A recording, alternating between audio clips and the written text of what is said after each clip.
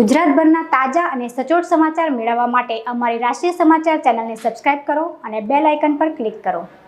સુરત શહેર પોલીસે ગંભીર પ્રકારના ગુનામાં ફરાર આરોપીઓને ઝડપી પાડવા ઓપરેશન ફરાર શરૂ કરવામાં આવ્યું છે, જે અંતર્ગત આરોપીઓ ઉપર રોકડ રકમના ઇનામ પણ જાહેર કરવામાં આવ્યા છે।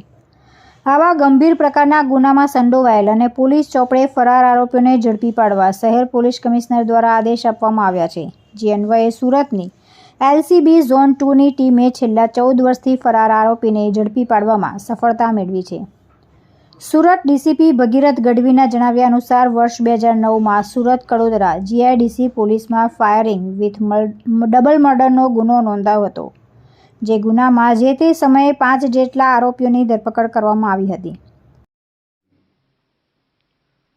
અમારી ઝોન 2ની એલસીબી ટીમે એક આરોપીને પકડી પાડ્યો છે।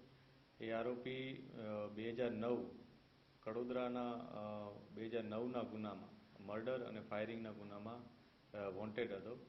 એના ઉપર 10,000નું ઇનામ છે, એ પણ પોલીસને માહિતી હતી।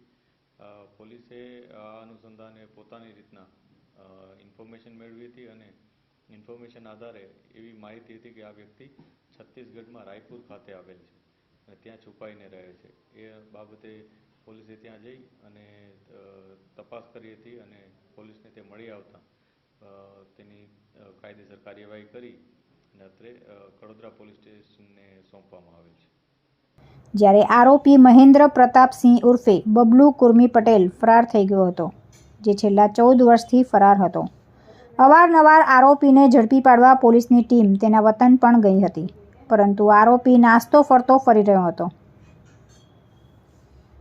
તુલસી શર્મા સાથે રાષ્ટ્રીય સમાચાર સુરત।